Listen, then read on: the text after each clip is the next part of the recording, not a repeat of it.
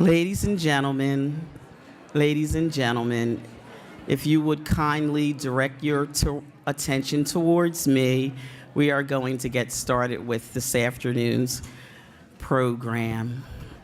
I don't have my glasses on, so if you could find your seats, get comfortable, get your water, get your snacks. We are ready to get in on 95 again, okay? So, welcome to those of you in the ballroom and those of you who are part of the live stream audience. I am, clap, woohoo! I hope you had a wonderful time in each of your sessions this morning and this afternoon. I am Felicia Johnson. I'm a member of the Living Beyond Breast Cancer Board of Directors. I have been living with metastatic breast cancer since October of 2003. Woohoo! So, that's very exciting. I am involved with LBBC. I will leave you with an acronym to explain why I'm involved with LBBC. And I hope that when you depart tomorrow, or even if it's tonight, that you walk away with the word hope. And hope for me means helpful opportunity, personal empowerment, and enrichment. Helpful opportunities, personal empowerment and enrichment. Helpful information from the multiple venters that were here and from the multiple different topics that we discussed regarding metastatic breast cancer. An opportunity to meet other women across the country, to say that when you go home to a rural area, I'm not alone. I've connected with a woman that lives on the West Coast, in the Midwest, or the East Coast. And now I've bonded with a new friend that I can rely on, that I can text or either email and say, oh, this is a yucky day. I need some words of encouragement.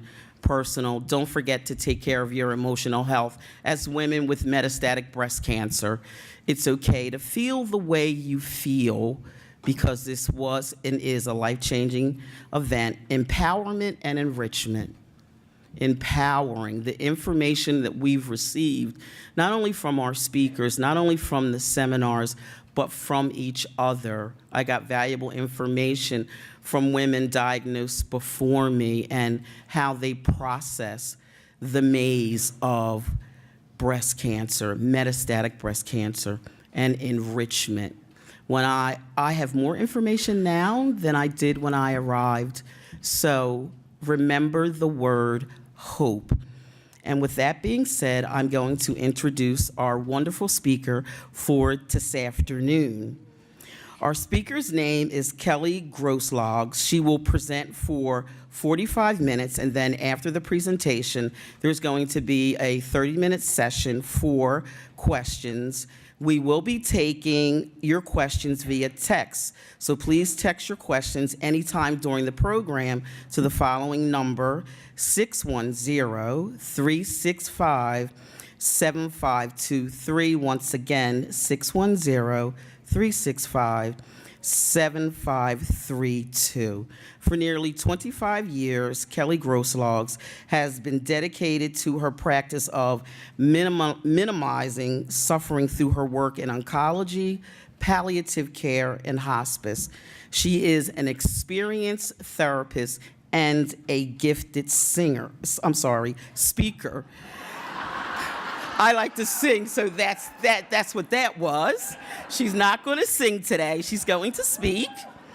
And what's most important, when you leave, she has written a beautiful book called The Comforted Heart. The Comforted Heart. And she's going to be out in the vestibule area, and the book is going to be on sale today for $15.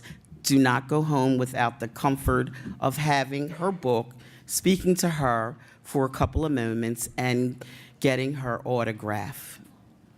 So without further singing, our wonderful speaker for this afternoon.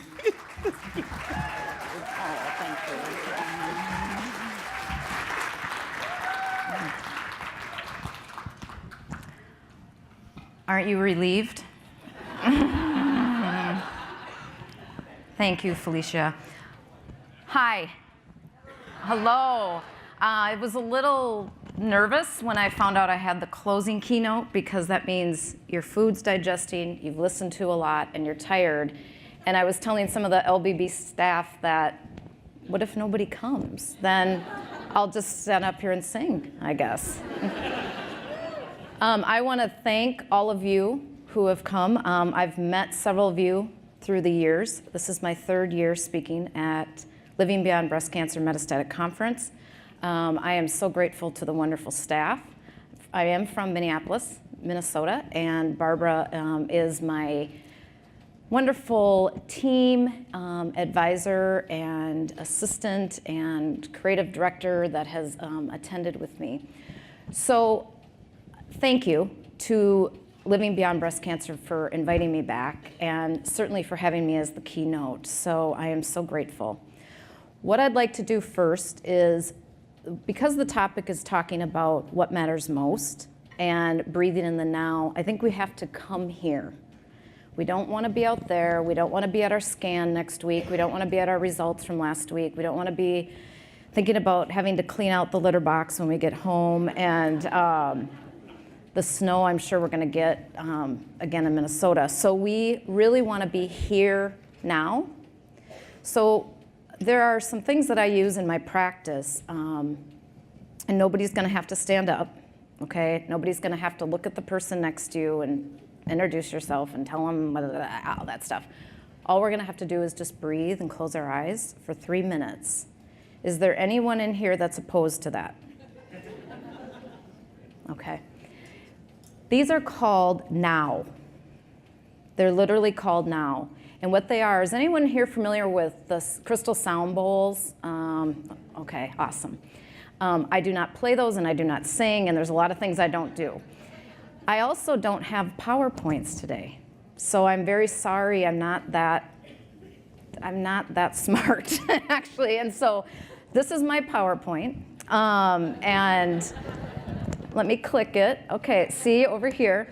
I'm going to actually be speaking with you and to you, and I'm going to move out from the podium in a little bit. But I don't have PowerPoints for a specific reason. This is intentional, okay? And it's not to rip on the people that do. It's because what I want to talk to you about is from my heart, and it gets channeled from wherever, and it just comes out. And I don't really think that there's things that I want to put on a PowerPoint, because then I feel like you might be distracted. And I really want us to join in conversation today. Does that sound okay? So if there's a PowerPoint that I have, it's written in here. And so we're going to start off by breathing. So what I'd like you to do is get your feet on the ground. And this is something I want you to take home with you as a tool to living in the now.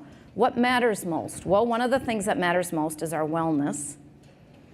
And in order for us to be well, we have to be present. In order for us to be well, we have to know how to breathe. So if you can, if you're able, put your hand on your abdomen. Take a breath in, and you should feel that going out. And take a breath in, and you're counting to 4. And then you're exhaling to the count of 5.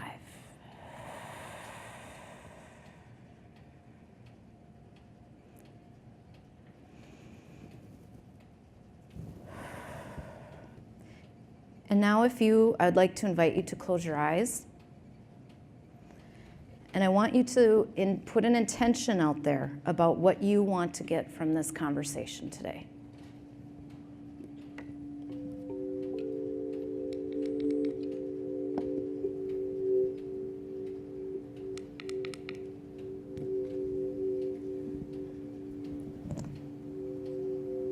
Let's see. Can you hear that?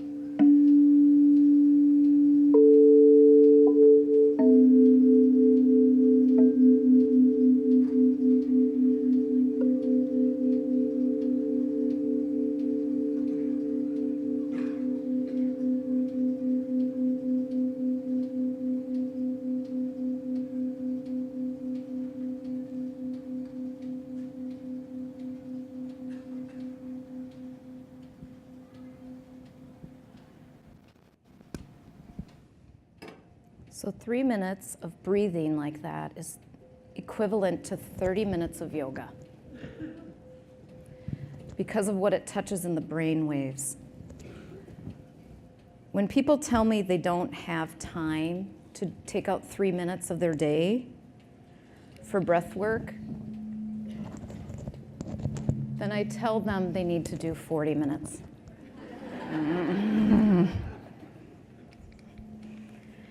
This one doesn't want to turn off. It likes you guys. And did you guys notice that clicking? Sorry about that. I just assumed the vents also needed to relax. So I am so glad that, Felicia, that you talked about hope. I want to start off my talk a little bit talking about hope because I think it's a very important thing.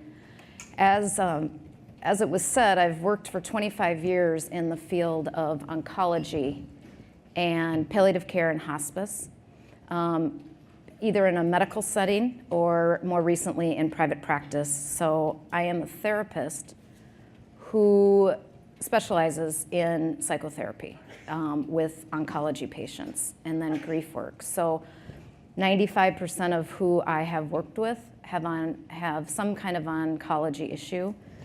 And probably 70% are women with metastatic breast cancer. And I do have a gentleman also. These have a mind of their own, so I'm going to let you take these, Barbara. Turn them off, thank you. They clearly think we need more because at home they're only 3 minutes, so I don't know why they think we need more. So I'm going to start off with reading something. But before I do that, I want you to grab the paper in the middle of the table and a pen, okay? And this is not going to be shared with anybody but yourself.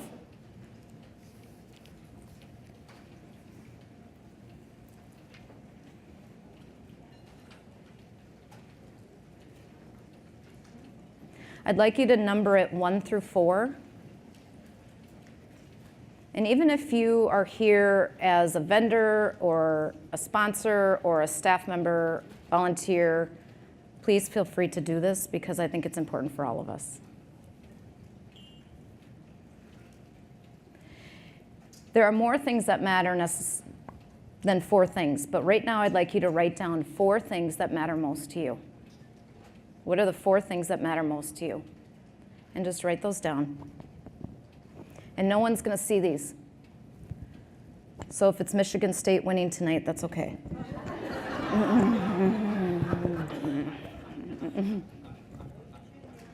Or Virginia. Yeah, I'm not attached. That was the only team I actually knew that was going to be in it. So 4 things that matter the most. And as you look at those 4 things, what is the main thing that gets in the way of appreciating those or enjoying those or celebrating those? And I'd like you to go a little deeper than just writing breast cancer, if that's what you want to write. I would like you to go deeper. Is it fear? Is it anxiety? Worry, anger, fatigue, addiction? What is it that gets in the way of the 4 things that matter most?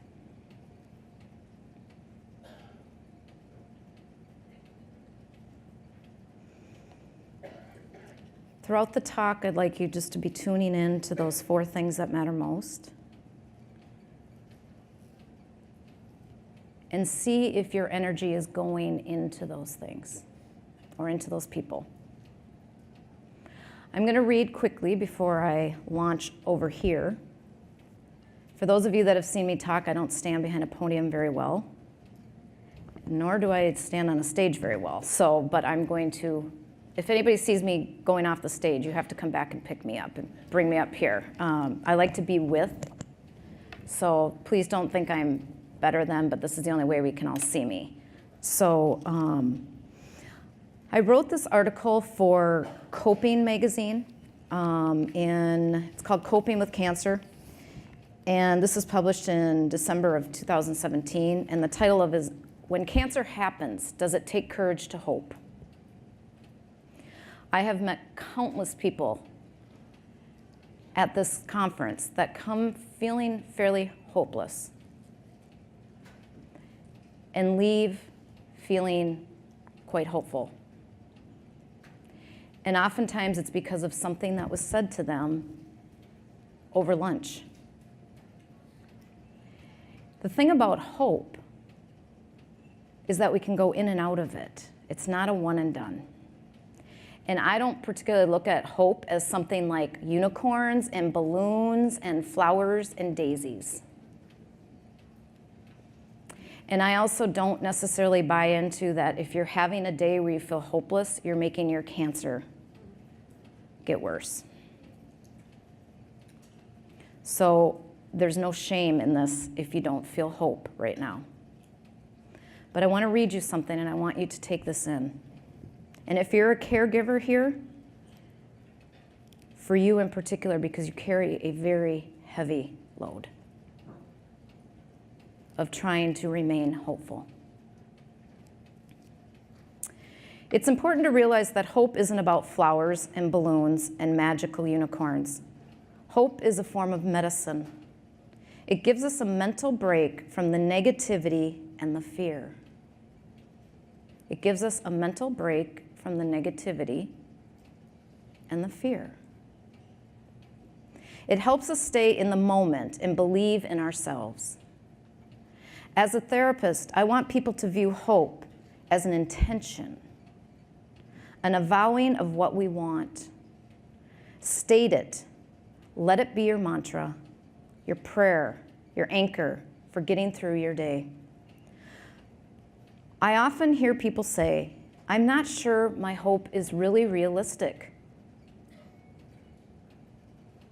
I think we need to get out of our heads and allow ourselves to have a full mind-body experience with the word hope. I'm going to have you do one more thing with this piece of paper. Write your greatest intention or hope on your paper.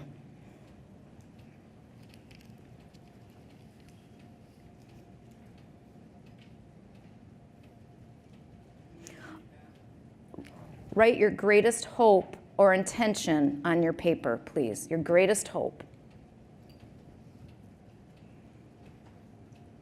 And this is for you. And again, let's not judge it. We really shouldn't even have to think about this. This should just come right from the heart. It can be a clear scan next week. It can be that your food tastes better. It can be that you get to meet your grandchild who's due in 7 months. It can be that you want to get your child on the kindergarten bus in the fall.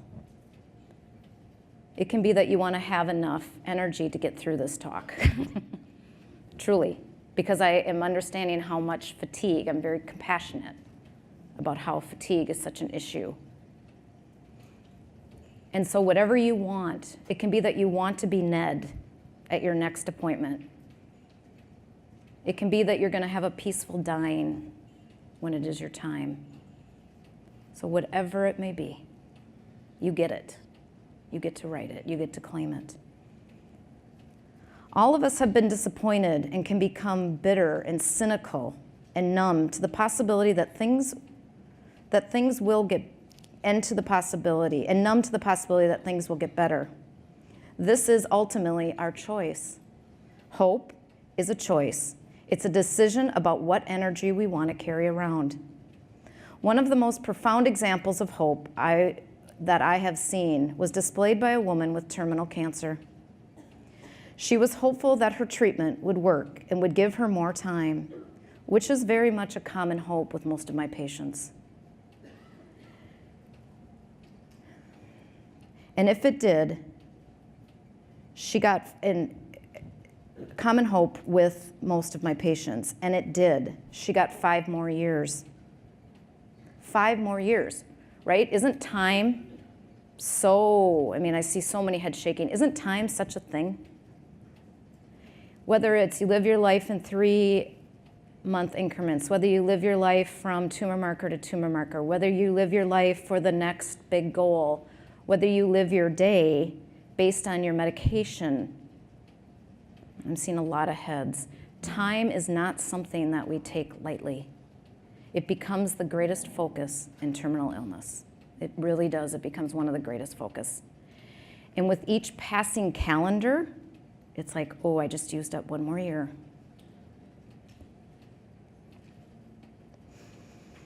She got 5 more years, even though only 2 were predicted. At the end, when her cancer became more aggressive and she knew her life was limited, she told me many people were very surprised that she wasn't more devastated when she got this news. They thought, you're not being realistic, you're in denial. She explained to them that on the contrary, I'm very aware that death is close, but I remain hopeful that my days will be meaningful. I'm hopeful I will have great pain control and that my appetite will return somewhat now that I'm free of chemo. I hope to again taste and enjoy my favorite foods, things I never appreciated before. I hope that my family and friends will realize they're everything to me and that they have been the reason I could do these past 5 years. I'm grateful for this time I have had and want the remaining to be the best I can. You see, hope is medicine. Its intensity will change. It'll go in and out. You can be hopeful in the morning and hopeless in the evening. But what I would ask all of you to do, if you are having a hard time finding some hope, is to be hopeful that you will someday feel hope. Be hopeful that someday soon, if not today, that you will be hopeful. And that hope is something that changes. There's a whole cycle of hope. When you get diagnosed, there's a certain hope. If you recur, there's a different hope. If you start a new treatment, there's a different hope. When you sign into hospice, there's a different hope. When you take your last breath, and I have been at the bedside of probably 500 people that have died. I have literally been at the bedside. And I will tell you, some of the most hopeful moments are there.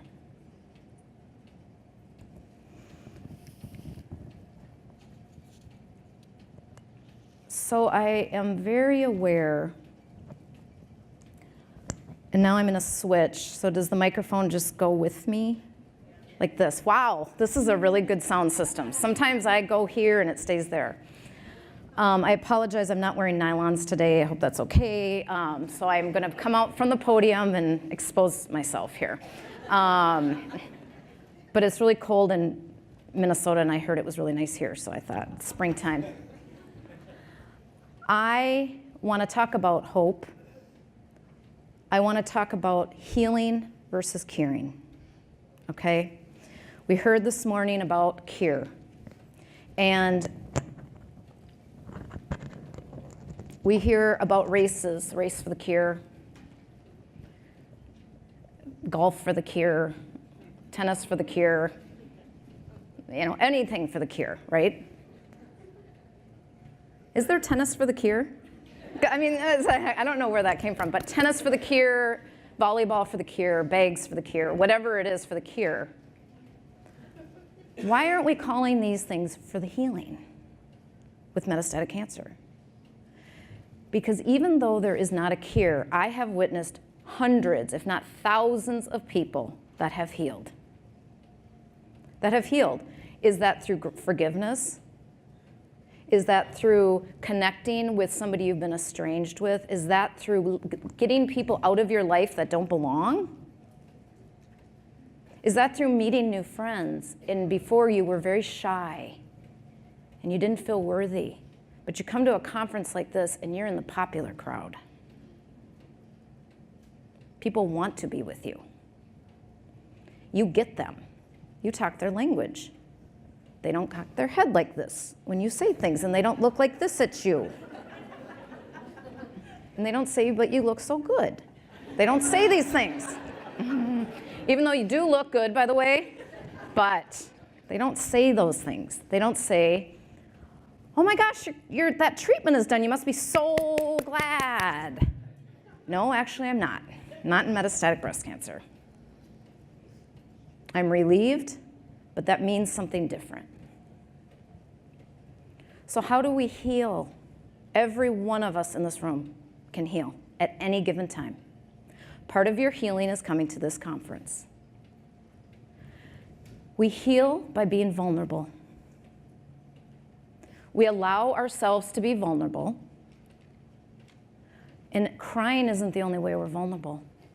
Sometimes we have to admit to our partners that we're scared. Sometimes we have to admit that we are really angry. Sometimes we have to admit that even though our whole neighborhood made a team Michaela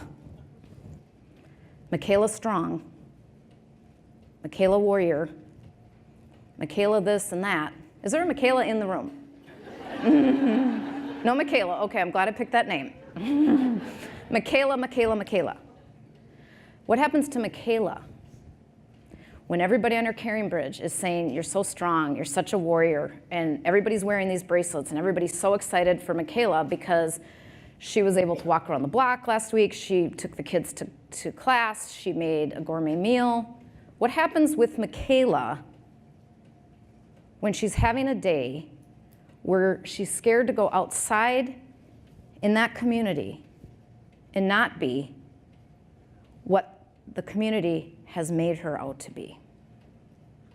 Why can't she be both and? Which is a concept I talk about in my book a lot. And a lot of you have heard me talk about it, but for the people that haven't, here's the concept. We get to be both and in this lifetime. We get to be both and in our experiences with cancer. We are not either or. We are not either or. We are not either this or that. We're not either strong or weak. We're not either hopeful or hopeless. We're both and. We're both vulnerable and very courageous. The people that I see that do the best with metastatic or any kind of cancer are the people that will be real, are the people that will be vulnerable, are the people that don't go to their doctor's office and try to impress the doctor or the nurse practitioner. And it takes very little. If you wear lipstick, you are not gonna get what you need. So just, because there's a lot of people fooled by lipstick. I'm just telling you that. I've actually heard, but she had her lipstick on today, and I'm like, we are not having this conversation, are we? I'm calling to tell you she's depressed, but she had lipstick on. You know, I mean, I'm being funny, but I've actually had the conversation. You can both wear your lipstick and go in and say, it made me feel better to wear my lipstick today, but this has been a really bad week. People say to me, but Dr. So-and-so's been working so hard to take care of me, and I don't want to disappoint her. What happens then? Then you end up suffering. Let's talk about the difference also between pain and suffering. They're not the same. What matters most to us is often tied in with the suffering piece. It's the emotional component that we have. And in the end of life, when I was working in hospice, with our medical director, we would address both pain and suffering. Pain is the physical symptoms. What are the side effects? Is there nausea? What's the pain level? And then we've got the suffering piece. How are they coping? Have they gotten to say goodbye to who they want to? Are they carrying around guilt around something? Have they been forgiven? Have they forgiven? Do they feel appreciated? Are they worried they're going to be forgotten? What is their legacy? Do they know who they are? Does their family know who they are? And the suffering, I will tell you right now, is something very difficult to deal with unless we start now. I can't come in and give you lorazepam 0.5 for your suffering per se. I can help you calm down. But I can't actually give you something for suffering except my ear, my heart. But you have to give the people that you talk to your vulnerability, your honesty. So we've got pain and suffering. I want you to talk to your oncologist about both, or your nurse practitioner, or your PA, or the people on the trolley tonight, because I heard that is sold out, and that would be a fun thing to talk about, right? Oh, that's a cool site. So, you know, I have been feeling this. I mean, wherever you can talk about it, talk about it. But we are such a society, and my patients have told me they would actually rather have a physical day that's harder than an emotional day that's harder. And I see all these heads, all these heads.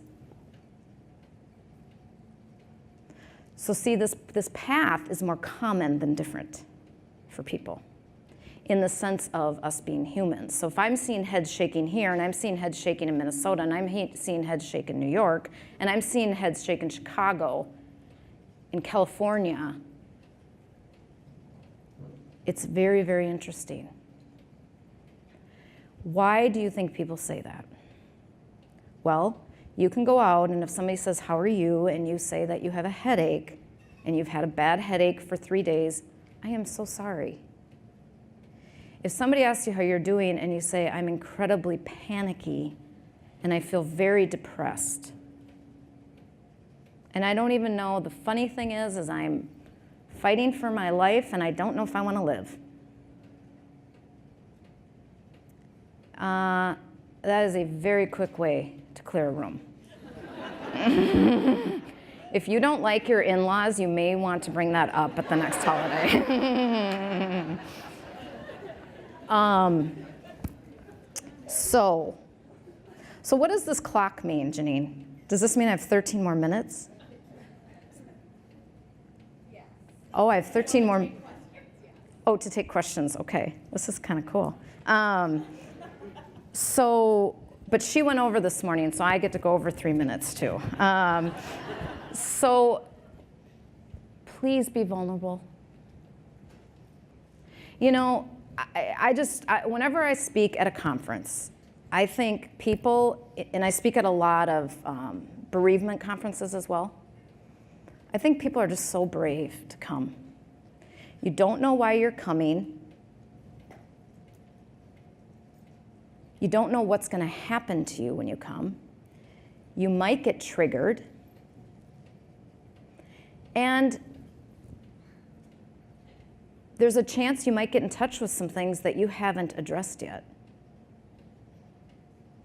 There's a really good side effect of coming here, in that you're going to meet somebody that's already walked before you. Or you're going to hear about something that you didn't know was a possibility, and that might scare you. But nevertheless, so brave. And we are at a record attendance this year for LBBC. So congratulations.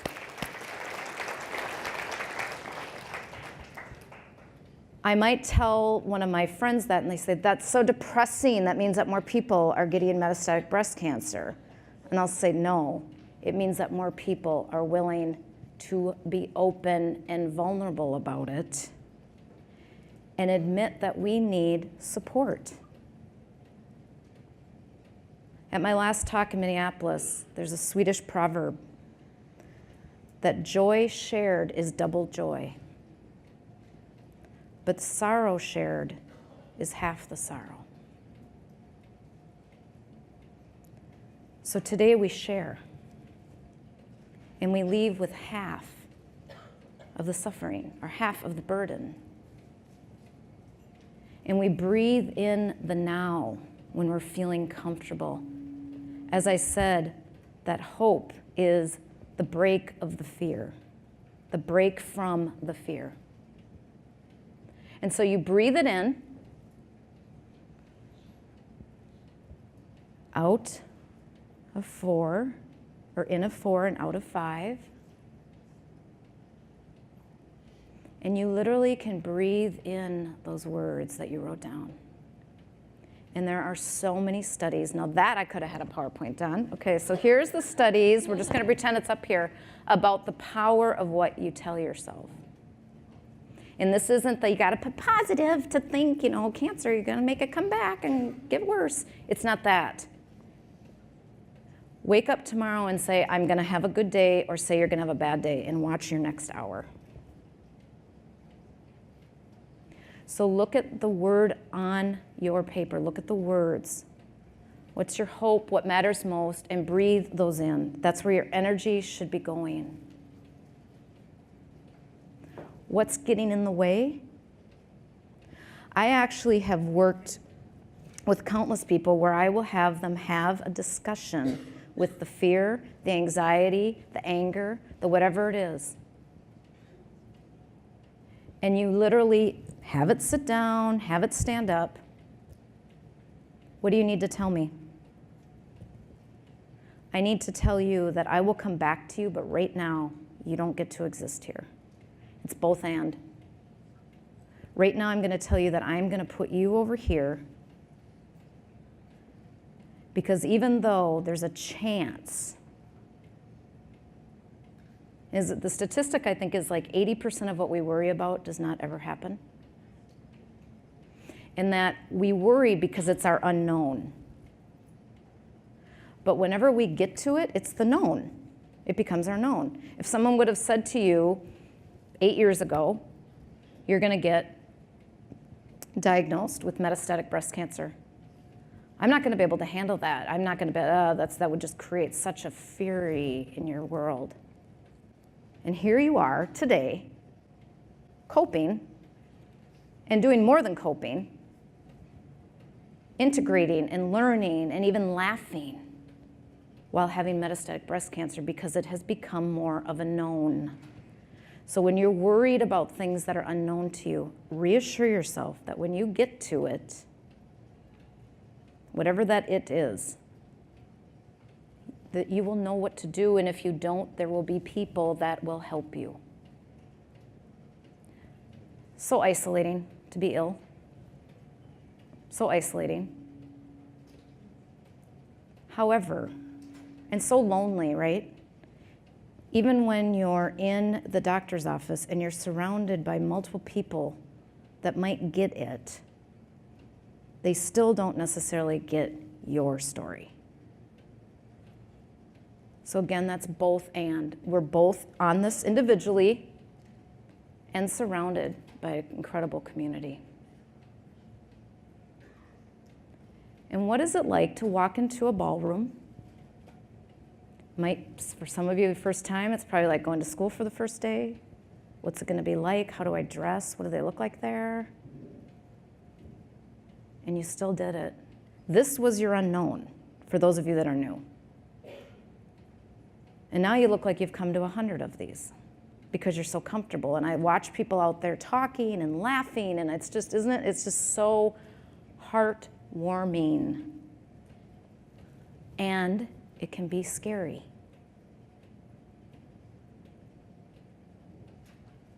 And it can be scary.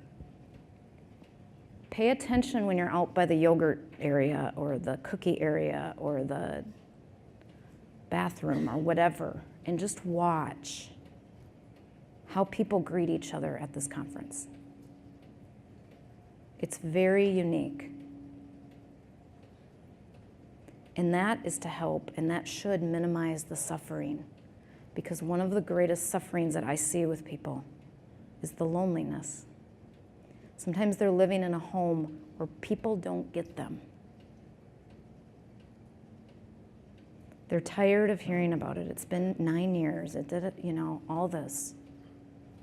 Or because, I had a woman say to me recently, because she had her hair, people did not get it. Because she wasn't on IV chemo,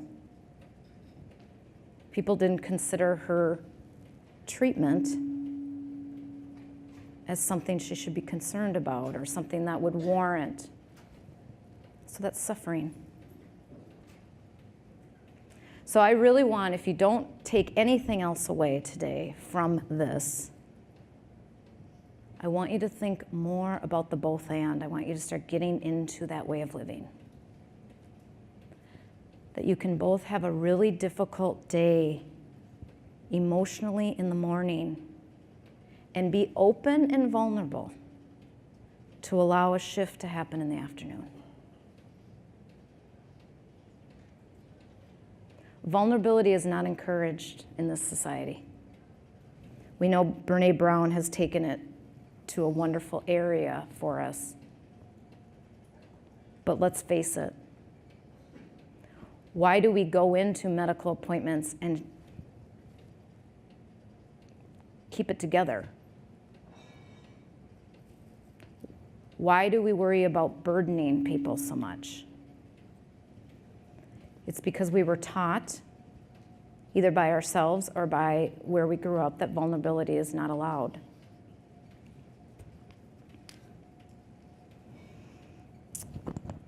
$4:56. Okay, so allow your now it's 4:52. I better read this really quickly. I want to make sure I covered. So I want you to take a minute and just look at your paper again. And if there's a fifth thing you want to add to what matters most, please do that. If there's anything you want to cross out and replace, please do that. The subconscious right now is thinking, okay, as we're doing this, it's taking things in.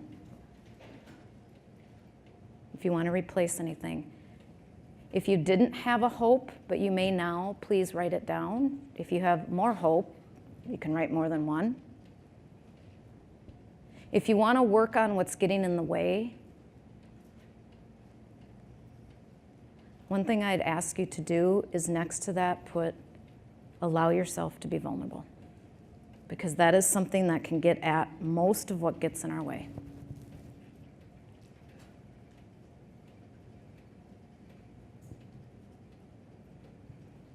Is there anyone in here that has not felt they can be vulnerable? Is there anyone?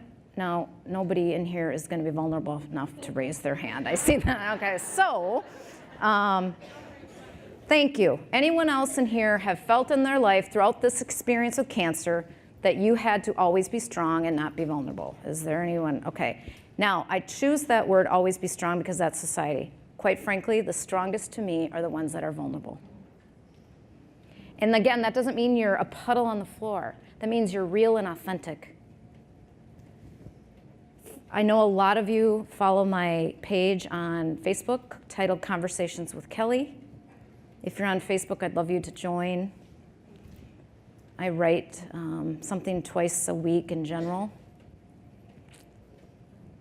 What is it? On Facebook, Conversations with Kelly is that you just search Conversations with Kelly and you like it, and then there I appear. And I write something, and one of the things I write a lot about is vulnerability.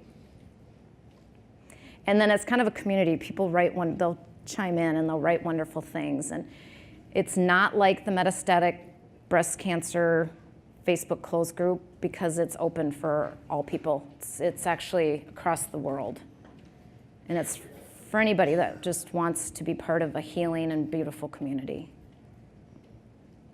But I'm amazed how many times people will chime in or will write something that's so, in my opinion, vulnerable.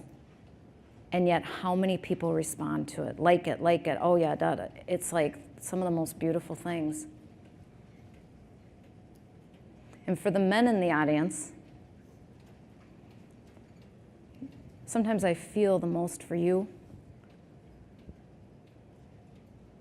And especially if you're the caregiver, because you've been given quite a job. From little boys in general. Now, this is a generalization, not all families are doing this, but you need to be strong. You need to do this. Big boys don't cry. Da, da, da, da, da, da, da, da, da. You got to take care of her. You got to be positive. You got to do this. You got to do that. I'm speaking to all the human beings in this room and out in the wireless, whatever that's called, the hello out there, everybody in land of, you can go on the computer now. To all of us watching this, allow yourself to be authentic and real. This is an example. How are you doing? Fine. That's called grocery store talk. I recently had a very dear family member of mine die. She was in hospice. I was taking care of her. It's only been 5 months. And I had to go to the grocery store like the next day after she died. And it's just such a surreal feeling. You're pushing the cart around, grabbing stuff. Hi, I had to get her, the cashier. Hi, do you have any fun plans for the weekend? And that kind of thing. How are you doing? Fine, how are you? Good, do you have any fun plans for the weekend? Yeah, I'm gonna go to the funeral home and I'm gonna make a plan for my aunt who just died. I mean, it's like, I just, did you find everything you need? And I'm just like, well, I encourage vulnerability, I encourage authenticity, and I got nothing back. And the next time I went, it was just fine. Fine. But I cannot do that with my people. I can't. I can't. It will get me nowhere. So I have to say things to my people like, I am really scared of what I'm feeling. You're gonna get this. I have lots of patients that get anxious when they have a good scan. Or the tumor marker went down. And that's because they're waiting for that other shoe to drop, or they don't want people to get too excited for them because then they're gonna be disappointed. It's not if, it's when, okay? That's where I want you to apply the both and. Both, in this moment, I want all of you to celebrate it. And in metastatic disease, we consider stable to be good on some of these drugs. Stable, especially if you're minimal side effects. That's like huge. But we don't want people to get too excited that we love, because then we have to disappoint them. And I think it's a really important thing that we talked about this morning. You didn't fail. This failed you, okay? Whatever this is, you didn't fail. There's not one person that's gonna go into a treatment and not give it their best. So it's both and. Oh, now it's going this way, so that means I'm over 222, 223. Okay, so we're gonna open this up for It's interesting. I'd like to get that at the DMV, actually. I want to know how long I've been standing in this line. So I'm just gonna close it, and I'm gonna read you one thing. But I really want you to be vulnerable. And I hear people say all the time, but my wife doesn't want to hear it, my partner doesn't want to hear it, my kids are so sick of hearing it. I think my friends have heard it so much. My neighbor's tired of hearing it. You've got people here now that can hear it, okay? You're not Debbie Downer or negative Norman. You are to heal. And again, all of us can heal. All of us can heal. One of the first things sometimes we have to do, though, is forgiveness. And oftentimes with ourselves. But we can all heal. So I really want us to think about being vulnerable. And if you're not with people that you can be vulnerable with, you do now have a community. And it only takes one person. Only takes one person. So I want to close by reading this excerpt from the book, because we're talking about being in the moment. And by the way, this is the moment. This moment. Not even tonight. Because when we live too far in the future, we're going to be anxious. And if we live in yesterday or last week in the past, we're going to feel more depressed. So this is the moment. Real quick, titled This Moment Never Again. Live in just this moment. This is not always easy. Grief, shame, and fear can bring us to the past as well as to the future, creating unnecessary suffering. The Buddhists will say, this moment never again. If you can create a word or a phrase that will bring you back to the now, it will be helpful. Practice this many times until it feels natural. Let yourself experience what you are feeling. If you're caught up in the past, you may feel feelings of depression. If you're caught up in, if you're trying to figure out your future, you may feel anxious. Breathe and be here now. I worked with a lovely young woman who was dying of a rare form of intestinal cancer. She was in her early 30s. After her death, her husband shared a story with me that exemplifies the practice of living in the now. He spoke of how he tried to avoid being with his wife at all costs at the end of her life. Her dying was so painful for him. He had multiple excuses for why he couldn't sit with her. Then something happened. And he needed to be with her because no one else could be. To his surprise, this woman who hadn't responded for days opened her eyes for the first time in truly a long time. And she smiled. And she said, I love you. This moment would never have happened again if his fear allowed him to avoid her. He would have missed it and would have not been living in the present. So remember, this moment, never again. Thank you.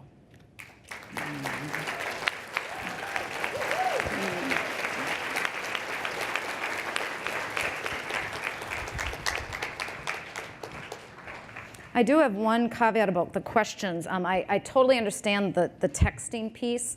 I was talking to the staff about it. It's not the general way I do Q&A. Normally I like people to ask because I want to know who you are.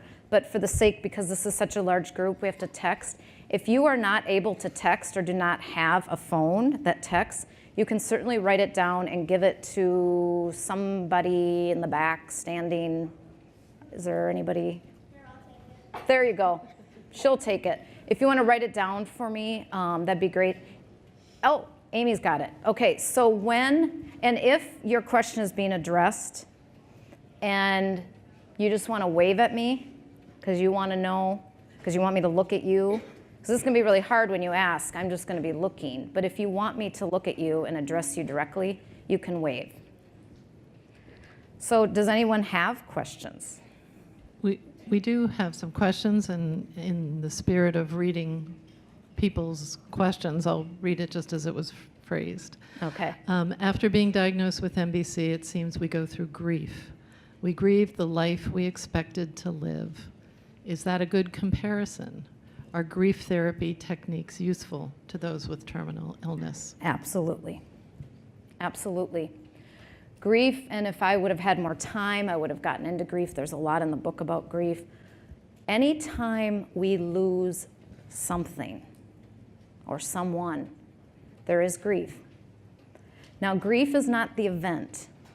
Grief is the reaction and the experience related to the loss.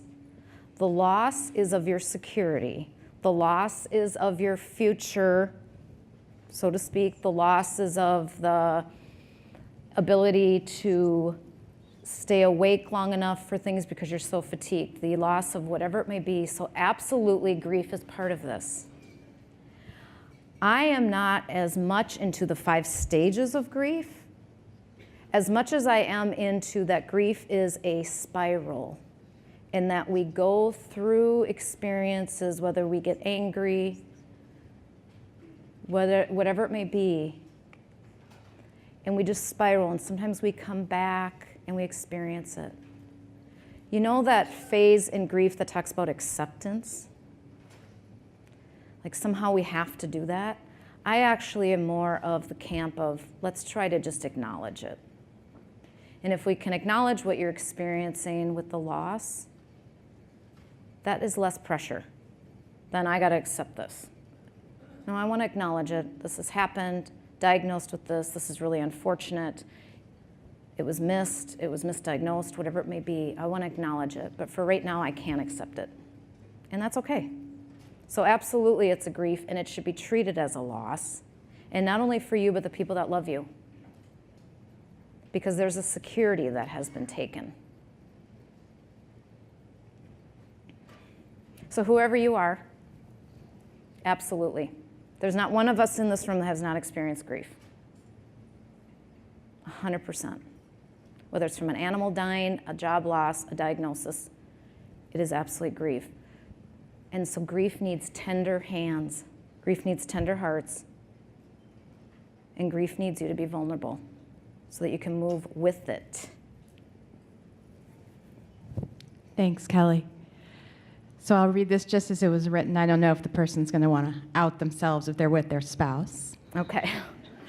Okay. Thanks for that caveat. How do we deal with a spouse, male especially, that doesn't want to talk about our illness, isn't supportive, and doesn't want to help? And doesn't want to what? Help. You take a pillow and bang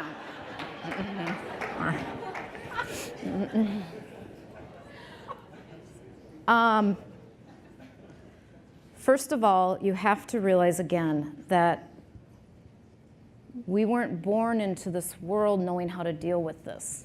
Okay, this isn't something when we were growing up that you were told how to get through cancer. And so I have to say that I think, again, the male partners who are the caregivers will often get a really bad rap around not being this and not being that. That we can work with. It's when our partners are things that may be harder to deal with. Are cruel, are whatever. But the lacking of can be worked with. I have found often that sometimes the men will say to me, I just need her to tell me. I need her to tell me what she's feeling. And I'll say, have you told him? Well, yes. Okay, what have you told him? Well, I just said I had to get better at this. Well, that is not, we cannot do general. We have to do very concrete, okay? Women and men's brains are different. It's not a rip on one or the other, it's just they are different. But we have to communicate. We also have to know that your male partner may be working really hard to shut down because he might be really scared if he opens up, that he is going to be so vulnerable that he won't be able to stop or that he'll lose whatever. So compassion is where I would start. But again, if it just, lacking of, I actually can work with more versus the doing something that's more hurtful, okay? Either physically or. But if your male partner is here, I want you to reach over right now and I want you to tap him on the shoulder and I want you to clap.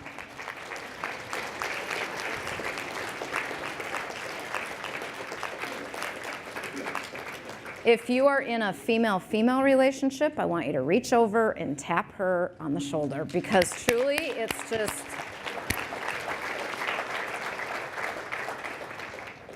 if your partner isn't here, it's not necessarily because they don't love you, it's because you wanted a girls' weekend. I mean, truly, that's all that, it's just, or a mother-daughter weekend. But the men I just commend, and I've said it 100 times to Barbara, and I've sent it to the staff, that I just think it is so great that you come. And I want a hear my voice for men. I really want that to be, and not male patients, male caregivers. We have something in Minnesota, if you want to look it up, called Jack's Caregivers. I wish it was in every state. It's for men who are caregivers of women with cancer. Most of them are end-stage cancer or stage 4, and they are incredible. Jack's Caregivers, just look up their website, and I mean, the model is incredible. So thank you, men. But also, if you're here just to support, thank you. So this unfortunately has to be our last question. And I'm so sorry about that, but we're going to ask this question and then we'll do our closing. I feel like I'm completely numb. I rarely cry anymore. I'm still happy and positive, but it's difficult for me to allow any sadness because I want to cherish my living time. I get that. I've heard that. Taking care of my aunt in hospice this last year, who was like my mother. Some of you know, and it's in the book, my mother died when I was 11. When I'd cry and I'd get so emotional, I felt like, oh, I just wasted that time we had, wasted. And yet when I cried, and she cried, it is some of my best memories. Because we were so real and so connected. And I knew she wanted opportunity to cry. And so she was allowed to do that. If you're numb, some of it can be medication related, okay? Just gonna say there are some medications that turn off some of the areas in the brain. And so you may wanna first go through that. Most people want to cry because crying is part of being alive. So I want to say that if whoever asked the question, if you're pushing this back because you want to enjoy your moments, I want to encourage you to be vulnerable. Because allowing yourself to cry allows you to connect. There are studies about the tears, and we line them up on a microscope. There's angry tears, there's happy tears, there's joyful tears, there's anxiety tears, there's grief tears. But what we know is that all the tears have chemicals in them, and all those chemicals need to be out of the body. And so for whoever is feeling numb, first of all, I want you to get that checked out with your doctor. That actually can be a form of clinical depression too. But if you're intentionally pushing that down, I want to invite you to be both and. I want to invite you to both cry and still enjoy the moment of release and connecting. And I want to thank all of you. I love this conference. And you've been just a great audience. I mean, you're all intrigued, and I love it. And I've seen some of you crying, and I've seen some of you nodding your heads. And I appreciate that connection, and I appreciate the vulnerability. And so I'm going to be signing books out there. I also do want to say that if you are very financially pressed, just whisper that to me, and you get a gift from me, which is my book. If you are really financially, because I do allot some of them. But I also would encourage you today to just allow yourself to be wherever you are in this moment, because never again. Thank you.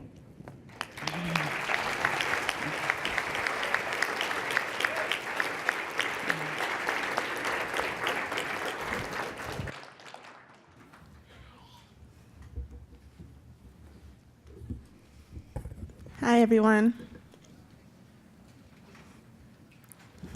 Thank you, Kelly.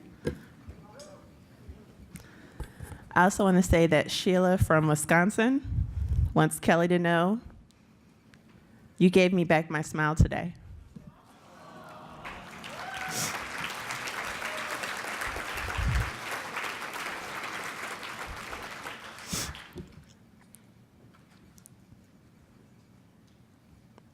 Thank you, everyone, for your questions. The next live stream program will be tomorrow on Sunday at 9:30 a.m. Research Close Up, the effect of physical activity on cancer treatment and outcomes. Please join us.